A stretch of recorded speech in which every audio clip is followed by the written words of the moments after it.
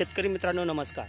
तर आज आपण पाहू शकता खोडवा ऊस पाचट व्यवस्थापन व खोडवा फोडणी। तर सर्वप्रथम आपण पाचटाची कुट्टी करून घेतलेली आहे, हे आपण पाहू शकता। आणि आज ऊसाच्या बगल्या फोडणे काम चालू आहे ट्रॅक्टरच्या सहाय्याने। तर ह्या प्लॉटवरती एक 7-8 वर्षापासून डिकंपोजरचा वापर आहे।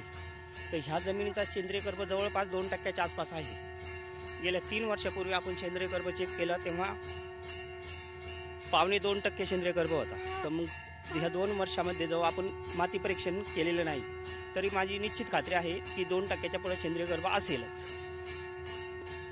तर ट्रॅक्टरच्या सहाय्याने व्हिडिओच्या माध्यमातून आपल्याला दाखवण्यात येते की डिकंपोजरचा वापर केल्यानंतर जमीन किती भुसभुशीत होते।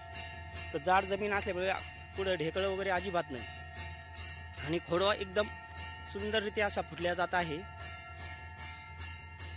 आणि माती पाहू शकता आपण, एकदम गांडूळ खतासारखी माती झालेली आहे। हे फक्त डिकंपोजरमुळे तयार झालेलं आहे। तर अशा रीते खोडवा फोडणी चालू आहे।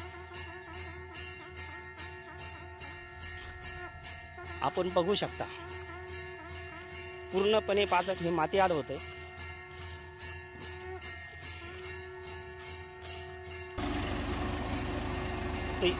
अशा रीते फोडल्या जात आहे। तर आपण पाहू शकता पूर्णपणे पाचट हे माती आड होत आहे। आणि याच्यावरती आपण आता ड्रिपच्या साहाय्याने 1000 लिटर डिकंपोजर सोडणार आहे।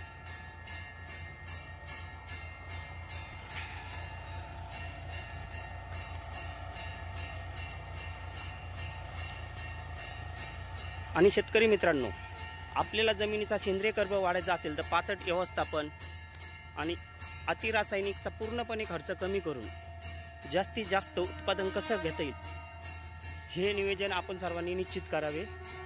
धन्यवाद।